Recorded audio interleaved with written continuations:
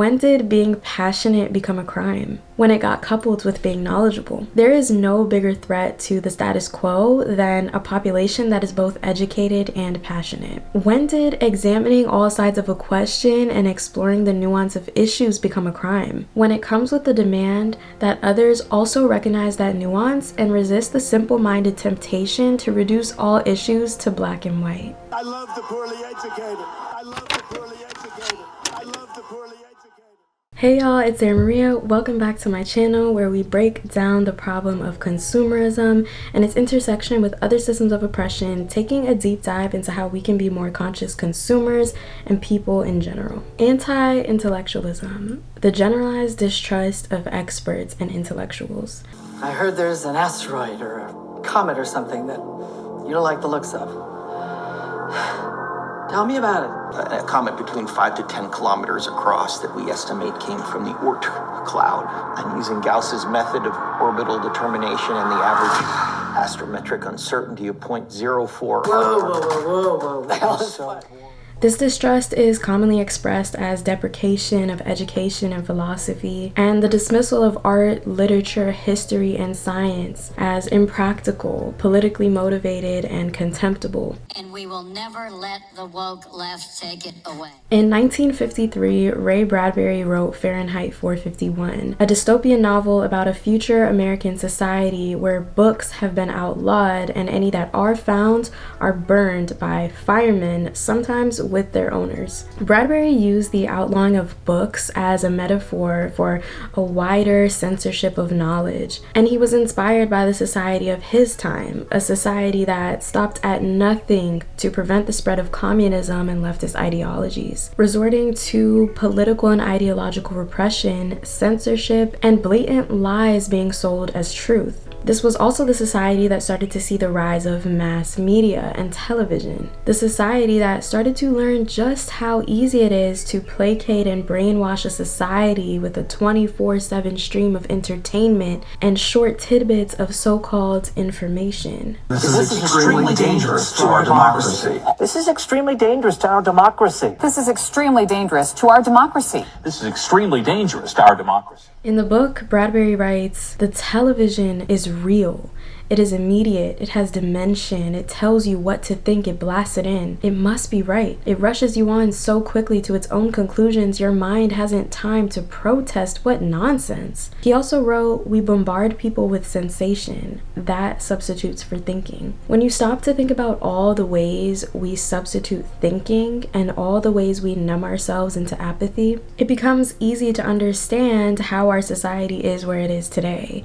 Mindless consumerism, unchecked corporate greed, politicians spreading misinformation and getting away with it, and mass media riddled with divisive propaganda. All the while, the masses remain conveniently lulled to sleep. Part of it is systematic anti-intellectualism and the creation of barriers to knowledge, but part of it is the way we let ourselves be distracted by literal nonsense while the world burns and falls apart. In this video, we'll be exploring this systematic anti-intellectualism and its manifestations in the highest level of politics, both historically and in today's world. And while it can be seen in many sectors of society, regardless of political alignment, historically it has been weaponized by right-wing political factions to sow division and pursue ultra-nationalist and religious extremist agendas. And in its most violent form, it almost always accompanies totalitarian regimes as a way to repress political opposition. Let's get into it. Anti-intellectualism is a phenomenon that's been seen in history for decades. Like I said, historically it has often accompanied political extremism in the form of totalitarian rule.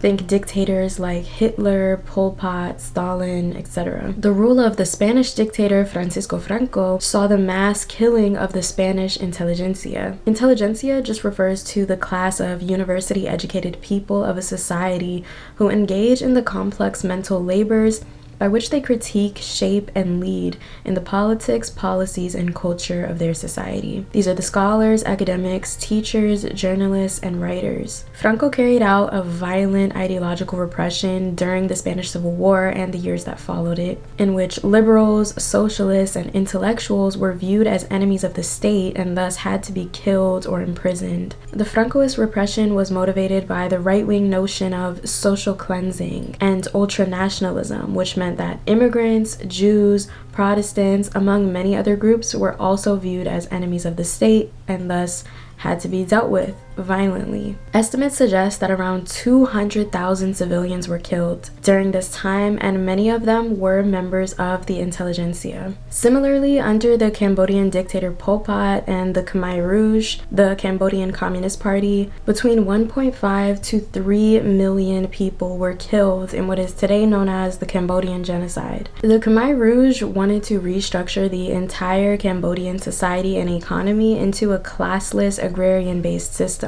So they began forcibly removing and relocating people from the urban areas to the countryside and forced them to work on farms under abhorrent conditions. Because the Khmer Rouge placed a heavy emphasis on the rural peasant population, anyone considered an intellectual was targeted for special treatment.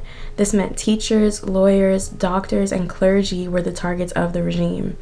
Even people wearing glasses were the targets of Pol Pot's reign of terror. The totalitarian regime of Cambodia nearly destroyed its entire educated population. The Argentine dictator Juan Carlos Onganía also employed anti-intellectualism, with a famous example being La Noche de los Bastones Largos, which means the Night of the Long Batons. This was in 1966 when the police, under the authority of Onganía, forcibly removed politically dangerous academics from various universities. Politically dangerous just meant that they openly opposed his right-wing military dictatorship and expressed leftist ideas. Today, Argentina under current president Javier Milei is arguably undergoing another modern anti-intellectualism movement. Milei is known for his right-wing libertarian stance, placing an emphasis on deregulation, private ownership, and austerity measures to reduce government spending. Not too different from the US Republican Party's beliefs and the actions of current President Donald Trump, but more on that later. For some context, when Milei won the presidency, there was a pretty strong conservative movement against progressivism. Abortion had been legalized in 2020, and the previous government promoted diversity and non-binary understandings of gender, which understandably all of this prompted a conservative backlash movement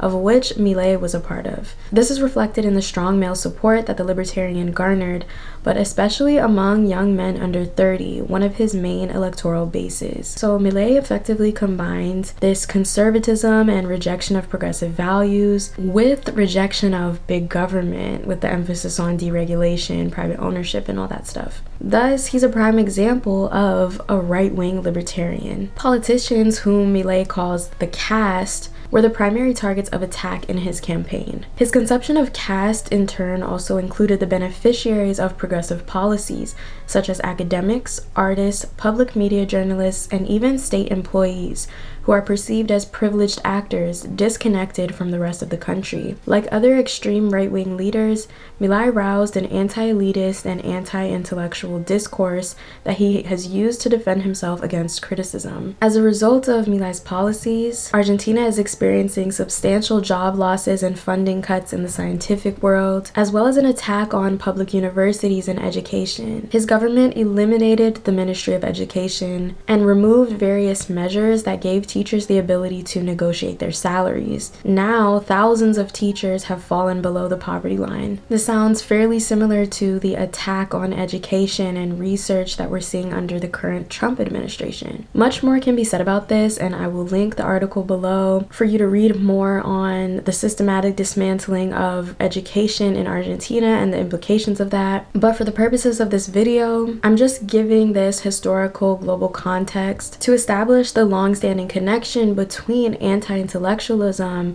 and right-wing politics. Specifically, we're exploring how anti-intellectualism is used as a mechanism to promote capitalist economic principles at the expense of a healthy, well-balanced society, and in its worst form, how it works to grant dangerous far-right political leaders their power, something very relevant for us living in the US today. We won with poorly educated. I love the poorly educated. Anti-intellectualism in the US has been discussed for decades, with one of the most famous works being the 1963 book by historian Richard Hofstadter called Anti-Intellectualism in American Life. Hofstadter wrote this in the context of the anti-communist scare and McCarthyism of the 1940s and 50s. If you don't know, McCarthyism is the term often used to refer to the time of political and ideological repression spearheaded by Senator Joseph McCarthy to prevent the spread of communism and Soviet influence on the American way of life. Of course, the US opposed communism and leftist ideologies well before McCarthyism of the 50s, but this era was notably radical and rejected notions of reason and logic in a way that was particularly concerning. Senator McCarthy is famously known to have talked about how hundreds of communists had infiltrated the State Department and the US government. He ruthlessly pursued this alleged communist infiltration with little credible evidence, and as such, his influence quickly plummeted, and in 1954, the US Senate voted to condemn McCarthy for conduct that tends to bring to the Senate dishonor and disrepute. Nevertheless, the anti-communism crusade surely continued through the presidencies of Truman and Eisenhower, both of which employed loyalty review programs designed to ensure loyalty to the US government and uproot any potential communist influence. Not to mention the countless interventions that the US carried out all throughout the world to squelch any leftist movements and remove their leaders, sometimes supporting the rise of a far-right dictatorship instead, which of course caused the populations and economies of these countries to suffer for generations to come. But I could make a whole separate video about that. For now, back to the point. Hofstadter wrote, "Of course, intellectuals were not the only targets of McCarthy's constant detonations. He was after bigger game. But intellectuals were in the line of fire, and it seemed to give special rejoicing to his followers when they were hit." He goes on to explain that the election of President Eisenhower in 1953 marked a decisive turning point towards anti-intellectualism within American society and politics. After 20 years of democratic rule, during which the intellectual had been in the main understood and respected, business had come back into power, bringing with it the vulgarization which has been the almost invariable consequence of business supremacy. Now, the intellectual, dismissed as an egghead, an oddity, would be governed by a party which had little use for or understanding of him, and would be made the scapegoat for everything, from the income tax to the attack on Pearl Harbor. This term, egghead, came to represent the disdain for the intellectual, with one example being its use by popular right-wing novelist at the time, Louis Bromfield, who said it referred to a person of spurious intellectual pretensions, often a professor or protege of a professor, over-emotional and feminine in reactions to any problem, has contempt for more sound and able men, a self-conscious prig who is so given to examining all sides of a question that he becomes thoroughly addled while remaining always in the same spot. Over-emotional and feminine? When did being passionate become a crime? When it got coupled with being knowledgeable. There is no bigger threat to the status quo than a population that is both educated and passionate. When did examining all sides of a question and exploring the nuance of issues become a crime? When it comes with the demand that others also recognize that nuance and resist the simple-minded temptation to reduce all issues to black and white. This sentiment by Bromfield back then in the 50s or whenever that was sounds very similar to the vilification of the woke left that we see US conservatives wear today. Hofstadter goes on to cite various manifestations of anti-intellectualism in American politics and culture, with one being Exhibit E, the kind of anti-intellectualism expressed in official circles during the 1950s was mainly the traditional businessman's suspicion of experts working in any area outside his control, whether in scientific laboratories, universities, or diplomatic corps. This makes me think of the conservative right-wing concept act of deregulation and letting businesses be businesses, pretending that there is no need for experts to carry out checks for safety and ethics within the corporate world. Like I talked about in a previous video, the EPA, a government agency run by scientists and environmental experts, has a very hard time exerting their expertise when facing off against large corporations. You could argue that this problem has roots in anti-intellectualism and the disdain that businessmen feel towards those who have expertise that they don't, and the disdain especially for the fact that they may use that expertise to hinder corporate expansion and profitability. Ultimately, Hofstadter explains that anti-intellectualism is a response by the middle class masses against the perceived political elites. As the middle class developed political power, they exercised their belief that the ideal candidate to office was the self-made man, not the well-educated man born to wealth. While I understand rejecting elitism, I don't think rejecting intellectualism is the antidote to elitism. Elitism will happen with or without intellectuals. Just look at the totalitarian governments of the past. Are dictatorships like what was seen in Spain and Cambodia not the epitome of elitism? They create a small elite ruling class with all the power while simultaneously being anti-intellectual and mass killing off the intelligentsia and repressing any intellectual institutions that give birth to ideas that oppose them. Intellectualism is not really the root cause of elitism. The root cause is the human tendency to divide itself into factions that hate each other. The constant division and polarization of us versus them is what gives rise to elitism, not intellectualism. And when this division and polarization happens, someone has to get scapegoated by the faction currently in power, whether it's the intellectuals, the immigrants, or the gays. And usually under political extremist leadership, it's all of them. The history of being against the intellect, of course, has its implications on American culture and society as we know it today. In her 2008 book, The Age of American Unreason, Susan Jacoby discusses the dumbing down of America, citing a National Geographic poll that found that 2/3 of Americans ages 18 to 25 could not find Iraq on a map, and the map had the names of countries. And ironically, the survey was taken at a time when over 100,000 young Americans were sent to Iraq to fight. The poll expanded to ask the participants if they felt that it was important to know the location of countries where major global current events were happening, and more than half of them said no. She cites this as proof of a concerning level of willful ignorance within American society, and ultimately tells it all as a cautionary tale of the threat of losing the principles of a free democracy entirely. If people don't know anything, can they truly be free? If the people believe whatever is spewed to them by the ever-shortening tidbits of information from mass media, can they truly be free?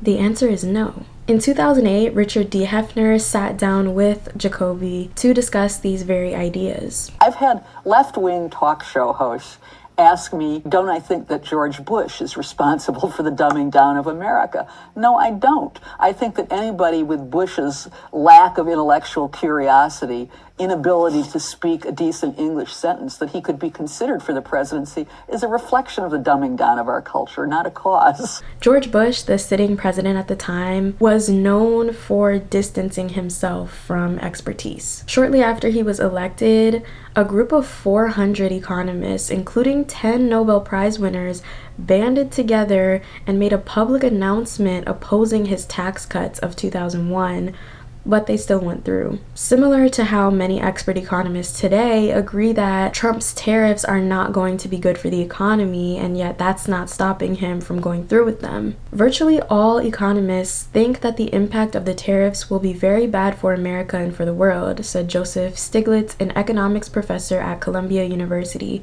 and a winner of the Nobel Memorial Prize in Economic Sciences. They will almost surely be inflationary. The tariffs, tensions, and fears of retaliation and a trade war are likely to cause many businesses to reduce their planned investments, and that, economists say, will hurt economies across the world. Marcus Noland, executive vice president of the Peterson Institute for International Economics, said, The impact of imposing these tariffs will have the effect of depressing U.S. economic growth, contributing to a higher rate of inflation, and those effects will be worse if the other countries retaliate in kind. Bush also withdrew from the Kyoto Protocol, which was a multinational effort to curb greenhouse gas emissions, claiming that the Kyoto Treaty would affect our economy in a negative way. We do not know how much our climate could or will change in the future. We do not know how fast change will occur, or even how some of our actions could impact it. But climate scientists had actually provided definitive reports on the correlation between our actions and global warming, and the fact that we have to start changing our actions, warning of mega droughts, raging wildfires, legions of Katrinas, dengue fever, etc. All things we're seeing happen today. The experts told us this 20-something years ago, but Bush was like, look guys, we just don't know what's gonna happen or what to do. In response to these climate reports, Bush's vice president Dick Cheney also employed this sinister playing dumb approach, insisting that we just don't know to what extent this is part of the normal cycle versus to what extent it's caused by human activities like fossil fuel consumption. He said, what we know today is not enough to just sort of run out and try to slap together some policy that's going to solve the problem. Now, it's also important to note that Bush did make promises in his campaign to combat climate change, which he later backed down on, but he also did pass several measures to combat the issue and encourage the use of alternative renewable energy sources. But he was also found on record to be thanking Exxon executives for their role in shaping climate policy, so there's that. But that's not unique to him. Every US president, Democrat or Republican, ends up cozying up with corporate execs, but I digress. My point is that understanding his stance on climate change does require a lot of nuance, right? But the simple accepted thought is that he was generally skeptical of the urgency of acting on climate change while acknowledging that it did exist. But this rhetoric of we just don't know enough about climate change to do anything does seem to have that underlying tone of anti-intellectualism, the willful ignorance of expertise that is convenient to employ. Because when the facts presented to you don't match your own opinions and beliefs, it's easier to just ignore them than to change your own opinions and beliefs in response to this new knowledge, and that's the whole basis of cognitive bias. Regarding discussions of climate change today, I would say we're more in the territory of the extremist views as opposed to the more moderate, we know it exists, we just don't know what to do about it bit. Current President Trump and friends are pretty vocal about rebuking the validity of the issue entirely, and pulling out of the Paris Agreement is one example of that. Trump did this in his first term, and then Biden rejoined, and now Trump has declared the withdrawal again, saying that I'm immediately withdrawing from the unfair, one-sided Paris Climate Accord ripoff.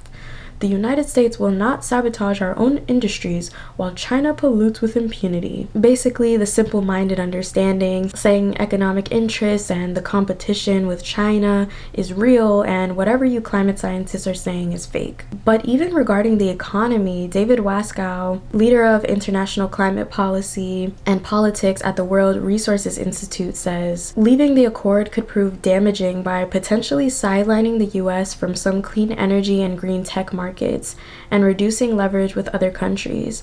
This could hamper some of Trump's broader economic goals for the US. He also issued an executive order promoting energy independence and economic growth, which aims to dismantle the Clean Power Plan, emission standards for new power plants, among other environmental efforts and regulations to curb greenhouse gas emissions. Trump vows to boost domestic drilling and production of fossil fuels and has already instructed agencies to undo the restrictions on offshore drilling and wildlife refuge protections in Alaska. In January, he declared a national energy emergency, which unlocks a variety of different powers and authorities to suspend environmental regulations or impose restrictions on oil exports. Declaring a national energy emergency has never happened before, and the closest example was when President Carter declared regional energy emergencies in response to a fossil fuel shortage in the 1970s. Even then, Carter urged state governors in these regions to act with due care in consideration of implications on public health and safety, and to only suspend regulations as a last resort. But today, there is no fossil fuel shortage, and the US currently produces more oil and natural gas than any country in the world. Meanwhile, many analysts currently project that the world as a whole is facing a near-term oversupply of oil and natural gas, where supply will increase faster than demand. So what is the energy emergency? Production is already high and has been satisfying the global demand. The Department of Energy even confirmed this when they released a study citing that the US already exports more than enough natural gas to meet global demand, and they say that the new administration's plans to unleash American gas without restrictions would significantly hurt the economy here at home and expose U.S. residents to the volatility of the global gas market, the study shows. Natural gas prices could skyrocket by more than 30%. The average American household could see its energy bill rise by over $100 by 2050. All the while, he pledges to lower energy prices by as much as 50%, which experts say is an unreasonable target. In 2020, when crude prices plummeted and energy consumption dropped during the pandemic, the average American's energy costs dropped by just 19%, and that required a global market-shaking catastrophe. So I can't fully explain the cognitive dissonance of the MAGA gang, but I can say that anti-intellectualism is surely playing its part in that. As Susan Jacoby puts it in the interview I included earlier, American political culture is a reflection of our culture as a whole. Who we elect to our highest level of office, that is the office of the president, speaks to where our culture is at. Allowing and accepting anti-intellectualism, misinformation, and bigotry within the Oval Office today shows us where our society is at today. The refusal to acknowledge scientific evidence and research, along with the vilification of intellectuals as the nefarious elite who doesn't care about the everyday American, has been happening within American politics and is happening today. But what does it actually do besides further sowing division and encouraging willful ignorance and absorption of misinformation? In The Origins of Totalitarianism by Hannah Arendt, she explains how totalitarianism is just a natural result of imperialism and extreme bureaucracy. She writes, "The ideal subject of totalitarian rule is not the convinced Nazi or the convinced communist, but people for whom the distinction between fact and fiction and the distinction between true and false no longer exist." Anti-intellectualism, especially in the digital age of mass media, which we'll explore in depth in a future video, is a dangerous tool of political extremism. If we're not careful, and maybe even if we are headed towards a society where the distinction between fact and fiction is increasingly difficult to navigate. And within this society, we face increasing social unrest, polarization, and division. Like I said in the beginning of the video, the masses remain lulled to sleep, partly by systematic anti-intellectualism, but also partly due to the way we let ourselves be distracted by nonsense and mindless consumption while the world burns and falls apart. All I wanted to do with my book was to start a conversation about this subject, which has to precede anything we might do at the public level to impede some of these forces that are dumbing us down.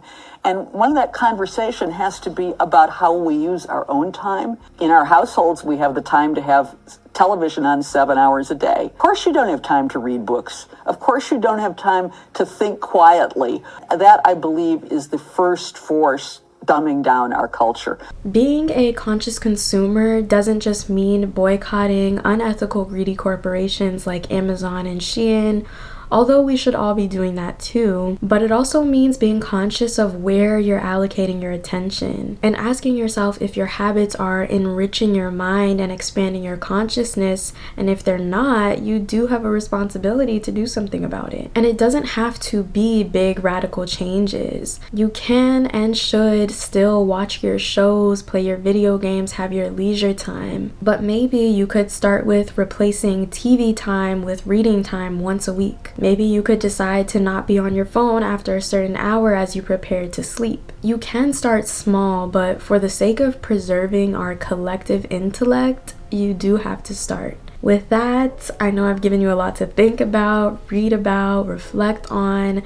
I hope you enjoyed this video. I hope it was helpful.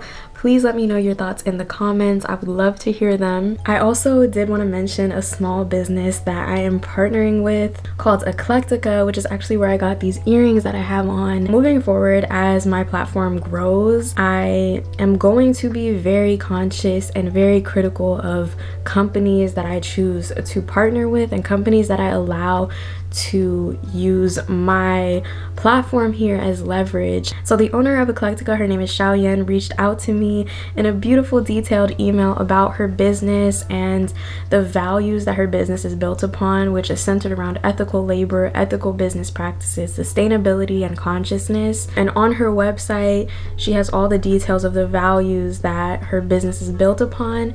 And so these charms are sourced from a small family business in Turkey who decides their own fair, equitable prices for how much they're going to sell their charms for, and then the owner herself constructs and packages each piece in her home. While of course I am deeply anti-consumerist, I understand the importance of having alternatives to consumption, pouring into small businesses, and specifically small businesses that are ethical and conscious of their actions and of what they're doing, what they're creating, and what they're selling. Supporting these businesses is so important when we're trying to combat this culture of mindless consumerism. But as always, don't buy something you don't need, don't buy something you don't want, and don't buy things impulsively.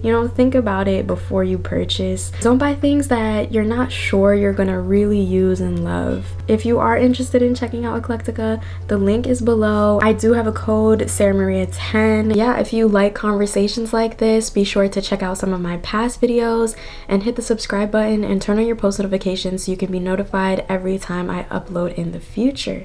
And I will see you guys in the next video. Ciao!